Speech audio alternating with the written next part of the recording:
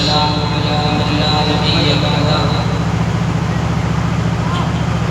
أما بعد فأعوذ بالله من الشيطان الرجيم بسم الله الرحمن الرحيم إذا جاء أجلهم فلا يستأخرون ساعة ولا يستقدمون صدق الله مولانا العظيم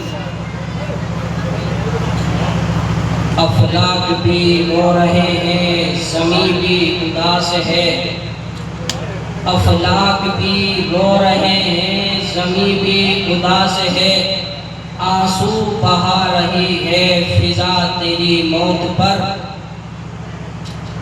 میرے محترم بزرگوں اور دوستو آپ حضرات جانتے ہیں کہ یہ پروگرام کوئی خطابت کا پروگرام نہیں ہے کوئی بیان و تقریر کا یہ پروگرام نہیں ہے آپ نے بائنر جو لکھا ہوا ہے اس پر آپ نے پڑھا ہوگا کہ یہ تعزیتی پروگرام ہے تعزیت جسے کہتے ہیں سب سے پہلی یہ بات ہے تعزیت یہ ایک مصدر ہے جانتے ہیں علماء اکرام جانتے ہیں تعزیتی پروگرام ہمارے استاد محترم جناب حافظ یوسف صاحب اللہ تعالیٰ ان کی مغفرت فرمائے ان کے درجات بلند فرمائے ان کو کروڑ چین سکون نصیب فرمائے میرے بھائیوں عزیزوں بڑی لمبی داستان ہے اور رونا آتا ہے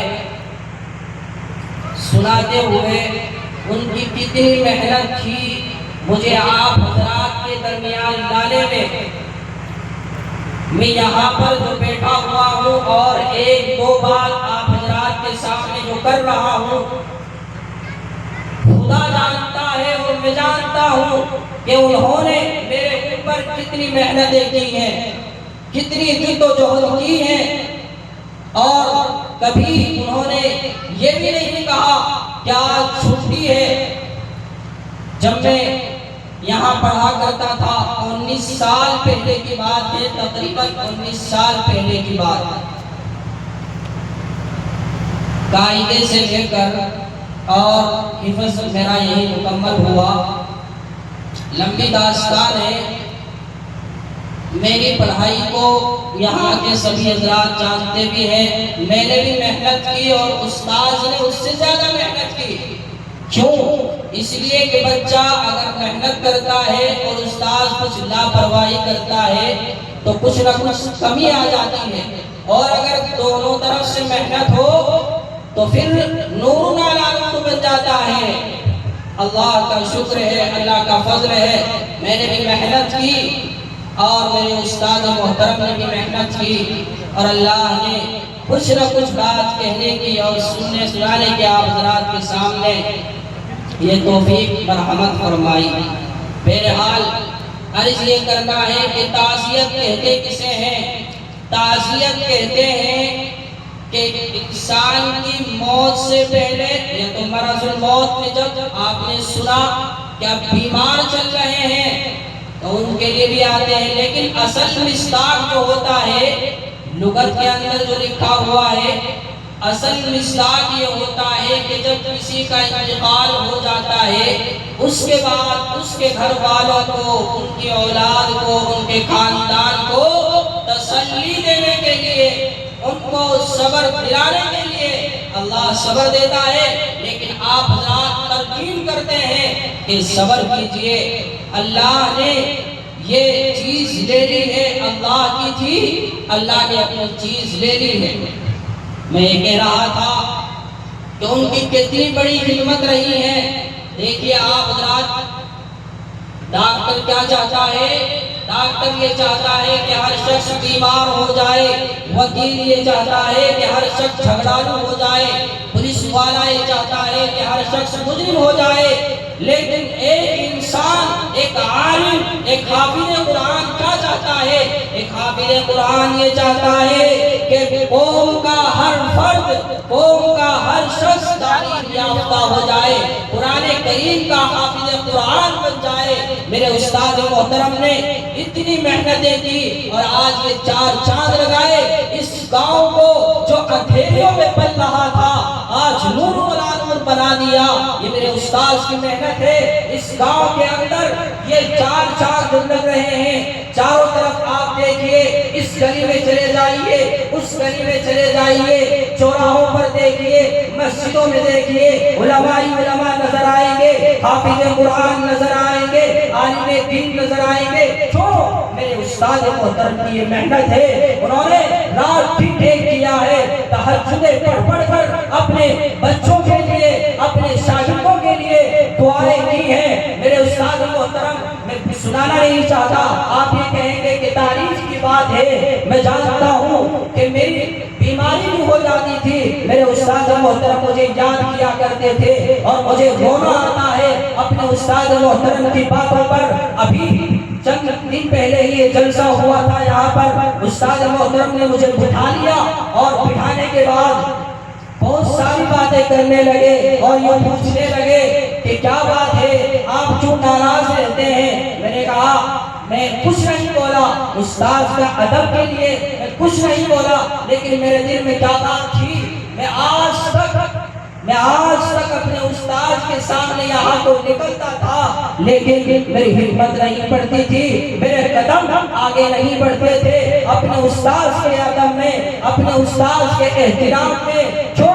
اس لیے کہ میرے استاد نے میرے اوپر بڑی محنتیں کی ہیں، بڑی کوششیں کی ہیں۔ یہ میرے استاد کا کرم ہے، میرے استاد کی محنت ہے کہ آج اللہ نے آپ حضرات کے سامنے یہاں تک لائے۔ تو میں کہہ رہا تھا یہ تو آج کل آنا جانا لگا ہوا ہے، سب آ رہے ہیں، کسی کے کوئی لڑکا آ رہا ہے خوشی ہو رہی ہے، لیکن جب کوئی جاتا ہے کم ہو جاتا ہے۔ آج ہم یہ پروگرام جو کر رہے ہیں یہ صبر دلانے کے لیے ہے۔ تعزیت کا مطلب یہی ہے کہ ہم ان کے گھر والوں کو تسلی دیں۔ اللہ نے انسانوں کو یہاں پیدا فرمایا اور پھر اللہ نے موت کا بھی انتظام فرمایا۔ کیوں؟ اس لیے کہ اللہ تبارک و تعالی یہ دنیا دار الاسباب ہے، اس میں ایسے ہی ہوتا ہے کہ کوئی آ رہا ہے کوئی جا رہا ہے۔ اسی کو تو کہا ہے قرآن نے اذا جاء اجلهم فلا يستغفرون ساعة ولا يستقدمون، کہ جب انسان کا متعینہ وقت آ جاتا ہے، اللہ نے جو میعاد لکھی ہے وہ آ جاتی ہے، پھر کوئی روکنے والا نہیں، انسان کی موت کو کوئی روکنے والا نہیں ہے۔ جب متعینہ وقت آ جاتا ہے اسی وقت انسان کی روح قبض کر لی جاتی ہے۔ اسی کو شاعر نے کہا ہے کہ انسان ملے خاک میں اہل شاہ کیسے کیسے، مکی ہو گئی بے مکان کیسے کیسے، ہوئے نامور بے نشاں کیسے کیسے، زمین کھا گئی آسمان کیسے کیسے۔ اور اسی نے شاعر نے کہا ہے کہ آنے والی کس سے ڈالی جائے گی، صدمہ ہمیں ضرور ہے، بہت صدمہ ہے اپنے استاد محترم کے یہاں سے دنیا سے جانے کا، دنیا سے رحلت فرمانے کا، دنیا سے رخصت فرمانے کا بڑا صدمہ ہے۔ میں کیا بیان کر سکوں، مجھے رونا آتا ہے، اور 2 مرتبہ میرے استاد محترم کی مجھے خام میں زیارت ہوئی اور مجھے اتنا فرحت اور اتنی خوشی محسوس ہوئی۔ استاد محترم کی 2 مرتبہ خام میں زیارت ہوئی اور استاد محترم نے میں نے ان کے قدموں کو دبایا، خواب کے اندر میں نے ان کے قدموں کو دبایا، ان کے پیروں کو دبایا، مجھے یہ شرف حاصل ہوا۔ کیوں؟ اس لیے کہ جب میں زمانے طالب علم کے اندر جب میں پڑھتا تھا، جب میں قرآن کریم ان سے حفظ کرتا تھا، جمعہ ہوتا تھا، میں قرآن کریم سنانے کے لیے، اپنا سبق سنانے کے لیے یہاں پہنچ جایا کرتا تھا، ان کے گھر پہنچ جایا کرتا تھا۔ سب طلبہ چھٹی پہ ہوتے تھے لیکن میرے استاد میرا سبق سنتے تھے۔ ایسا نہیں ہوتا تھا کہ بھئی کل کو آ جانا، آج تو چھٹی ہے، نہیں، میں نے دیکھا ہے آج شادی ہے، میرے استاد نے کہا کہ بھئی شادی نہیں کرنی ہے، شادی نہیں ہوتی، طلبہ علم کے لیے، طلبہ کے لیے شادی کا وقت نہیں ہے، شادی کا وقت تو بعد میں ہے، جب جب آپ فارغ ہو جاؤ گے تو میں سبق سنا کے اگر کہیں جانا ہوتا تھا سبق سنا کے اور سبقت پارا جو ہوتا ہے وہ سنا کے مجایا کرتا تھا.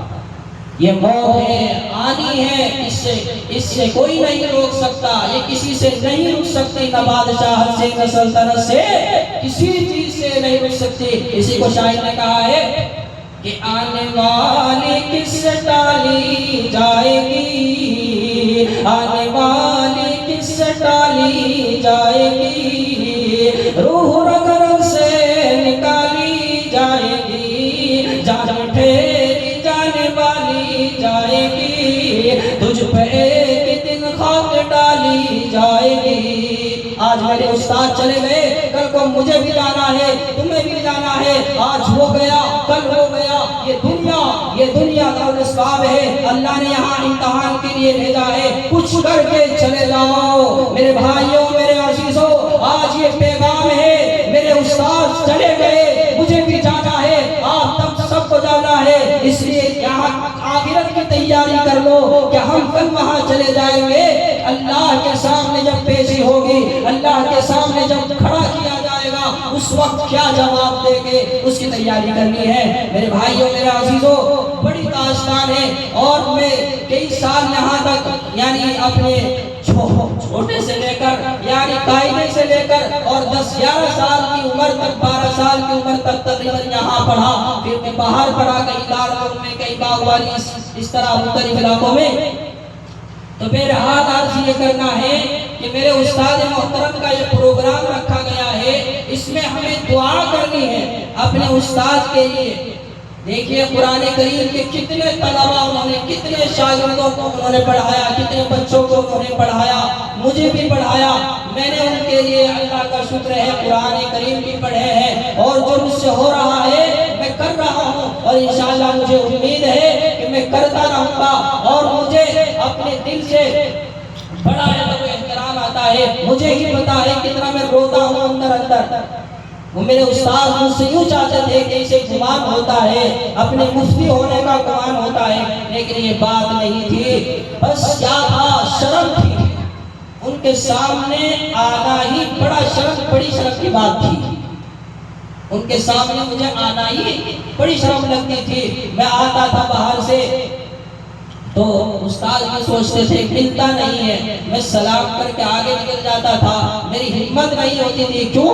استاد ہمارے آپ نے دیکھا بھی ہے، آپ لوگوں نے تجربہ بھی کیا ہے، وہ سوالات پہ سوالات کرتے رہتے ہیں، اور سوالات پہ سوالات کرتے رہتے ہیں. میں کئی مرتبہ ملا، مجھے ڈر لگتا تھا کہ کیا سوال کرنے وہ، اس لیے مجھے بہت شرم آتی تھی. لیکن میں اندر سے بہت میرے کڑھن تھی کہ میں کیوں نہیں ملتا، میں ان سے کیوں ملاقات نہیں کرتا. یہ کڑھن ضرور تھی. اور استاد کی شکایت بھی تھی، ہمارے گھر بھی شکایت کرتے تھے، اور ویسے بھی کہتے تھے کیوں نہیں ملتا ہے. تو اس لیے میرے بھائیوں، میرے عزیزوں، یہاں بیان کا وقت نہیں ہے. بڑے بڑے علماء کرام تشریف فرما ہے، میری تو ان کے سامنے کوئی حیثیت نہیں ہے. آپ حضرات بخوبی جانتے ہیں، اللہ کا شکر ہے یہ 2-4 باتیں آپ حضرات کے سامنے آئی ہیں. موت ہے، آنی ہے، ہمیں بھی جانا ہے، ہمیں تو بس تیاری کرنی ہے. اب ہمیں صبر کرنا ہے. ہمارے استاد چلے گئے، صبر کرنا ہے. اب وہ قبر میں آرام فرما رہے ہیں، ان کے لیے ہم کیا کر سکتے ہیں؟ وہ بیچارے پڑے ہوئے ہیں. اب انہیں ہماری ضرورت ہے کہ کس طریقے سے صدقے سے، خیرات سے، اسی طریقے سے ان چیزوں سے ہمیں ثواب پہنچائے، قرآن کریم کی تلاوت سے ثواب پہنچائے. اس لیے ہم تمام جتنے بھی طلبہ ہیں، شاگرد ہیں، ہمیں چاہیے کہ ہم حافظ یوسف صاحب کے لیے، اپنے استاد محترم کے لیے دعا بھی کریں، مغفرت کی دعا بھی کریں، اور ان کے لیے قرآن کریم کی تلاوت بھی پڑھ کر ایصال ثواب کرے، اور صدقہ خیرات اگر ہو سکے تو یہ بھی کرے. وآخر دعوانا الحمدللہ.